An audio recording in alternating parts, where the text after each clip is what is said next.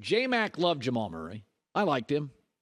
I didn't know he was a playmaker. I thought he was a guy that could give you 24 points a night. Are you surprised that he has become 23 points, 10-plus assists, a playmaker, a scorer? Did you see this in him?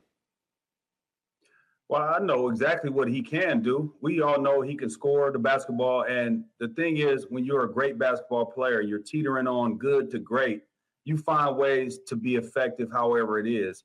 And if they want to trap him, he's making the right plays. I think he's been able to understand how he could be more effective by not just scoring the basketball, but also setting other guys up right there. Michael Porter, who's been struggling from the perimeter, set him up for an easy basket. And when it's time to take tough shots and make tough shots, he's a guy that's able to do that. So I'm not surprised at all. And you got to remember, a guy who's missed almost 2 seasons with injury, chomping at the bit to get back to a position to show everybody who he really is. So I'm not surprised at all. He's an A1 hooper. One of the great advantages, what broke Kobe and Shaq up, in the end, they were both stars. There was some ego. The reason Duncan and the Spurs were able to maintain that was Duncan was a fairly egoless guy. And I've said this with Jokic and Aaron Gordon and a lot of these guys, Bruce Brown. This feels like we could have 5 or 6 years of this kind of run.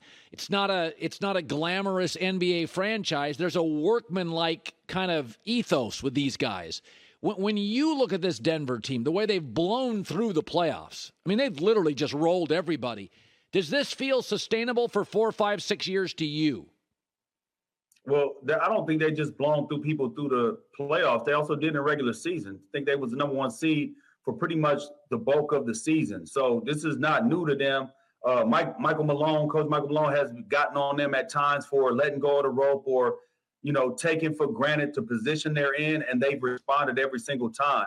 Now, is it sustainable if they keep this together, where guys end up winning the championship and you have free agents coming up or, you hear some trade value, always trying to make your team better.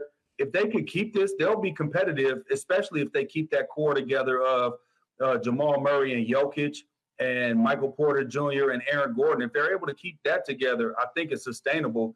It's going to be hard to do, though, because teams are going to come clamoring. They're going to throw offers at you. Then on the same time, when you become a free agent, you're going to be looking to get paid what you feel that you're worth. But if they're able to do that, their upper management is able to do that, yeah, they'll be able to compete because not only do they do it on the offensive end, they've been playing defense. Yeah. The Miami Heat been struggling scoring the ball, and that's not because they just have been missing wide open shots. No, when they were getting those wide open shots, they were making them. Denver made an adjustment. They're not making any mental mistakes. And you got to give credit to Denver for being more than a one-trick pony, more than just Jokic, more than just Jamal Murray. They're able to do it in a variety of different ways. And last game was the Aaron Gordon game. You had Christian Brown, who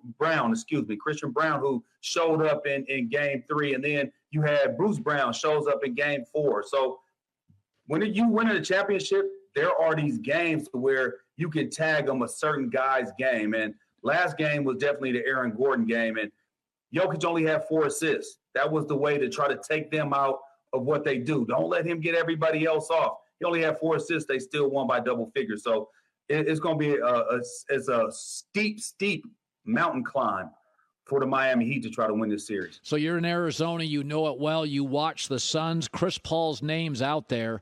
I actually think Vogel will get the most out of DeAndre Ayton. His history is working with bigs, playing defense. Ayton's not a great defender. He'll get better. I think Chris Paul's best place is to stay in Phoenix. They just need bench help. I actually think, they've got the size. They could. I thought they actually gave the Nuggets a couple of quick games, a couple of close games. They beat them a couple times. They just didn't have the depth. They didn't have the bench, and they ran out of gas at the end of that series. Chris Paul, to me, works in Phoenix, just at a lower number. What is your guess on where he goes? Yeah, I think he works in Phoenix, too, because then he doesn't have to really be relied on to do any type of scoring. He is a great facilitator, he has a very, very, very high basketball IQ. He puts guys in position to score, and he gets after guys, and he has a cachet to do so, where what he says, people listen, his words carry weight. I think it is a great fit for Phoenix, But at the same time, I'm not sure if Phoenix, what that number will be. I'm not sure if they're willing to give up whatever he's looking for.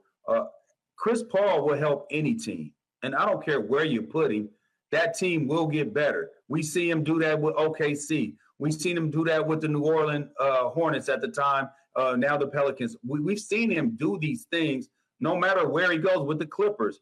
The team gets better because of him on the court. So it really doesn't matter. If I'm Phoenix, I got to run it back one more time because he was injured, and have this team collectively from start of training camp to the end of the season have a chance to try to compete together without the trade deadline or any of the swirling things that's going around coming into training camp, DeAndre Ayton, all those things, to have a clear mind on one focused goal, and that's getting to the NBA championship. And I don't see how Chris Paul hurts any team. Finally, Wiggins last year, Andrew Wiggins, and Aaron Gordon this year are players who enter the NBA as teenagers. They go to chaotic franchises that can't kind of define their role, and they get lost and they kind of underachieve. Then Wiggins goes to the Warriors. They say, hey, be our number 3 guy. Play defense on the wing. Gordon goes to the Nuggets. Be a great defender. We don't need you to score. If you do, it's icing on top. And with both Wiggins last year and Gordon this year, you look up and you're like, oh my God, these guys are so good and they're so valuable. You played in the NBA, 9 teams, a lot of years. Did you see this a lot where young guys come in, they're lottery picks, they're asked as young kids to take over a franchise, and they're 19 years old. They're just not ready for it.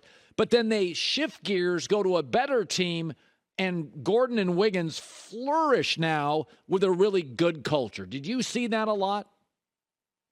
Well, the league wasn't as young as it is now. So you see more of that nowadays. And what you see more than anything else, you see teams giving up on players sooner than they should. Yeah. You know, when you get somebody that's 19 years old, it's going to take 3, 4, 5 years to just adjust to the rigors of the NBA, to understanding what it's like to become a professional. That's why where you get drafted is more important than not the team you get drafted to. Sometimes is more important than the where you got drafted at, whether it be 1, 2, 3, 4.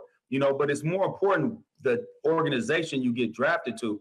I think when you look at the organizations that have success with young players are usually established organizations that understand when they bring in a player, these players are going to fall in line because they have veterans around. Well, when you drafting at the top of the draft every single year, you're usually not a good team. And so now you have a bunch of young players. There is really no veteran leadership. So it doesn't surprise me that it takes a while for these players to develop and then become who they are. The reason why they got drafted high was because of people seeing their potential. And so it's not – I didn't see it that much as I was coming up because it was much a older league. It started getting younger as, you know, I was on my way out. Yeah. But right now, the way the league is constructed is so young. And, you know, teams give up so fast on these young players because they want instant success. I think that you have to look back and say, hey, man, what does this player really give us? And develop players as more so saying, I need this guy to give me this right away. Well, develop him to do that. And I think that's why you see undrafted players have success in Miami because they'll develop players. You see what the Golden State Warriors have done with their players. They have developed them. And so to me, that's really the thing that I look at is more so is you got to get drafted to the right organization. Otherwise, you might have a couple tough years and you have to go somewhere else, and then you'll be able to find yourself. It's all about how the organization is ran. Good seeing you, Eddie. Appreciate it as always. Hi, everybody. Thanks for watching. Subscribe here to get the latest from the show. Also, be sure to check out more of the best clips from The Herd or go watch a few segments from other shows on FS1.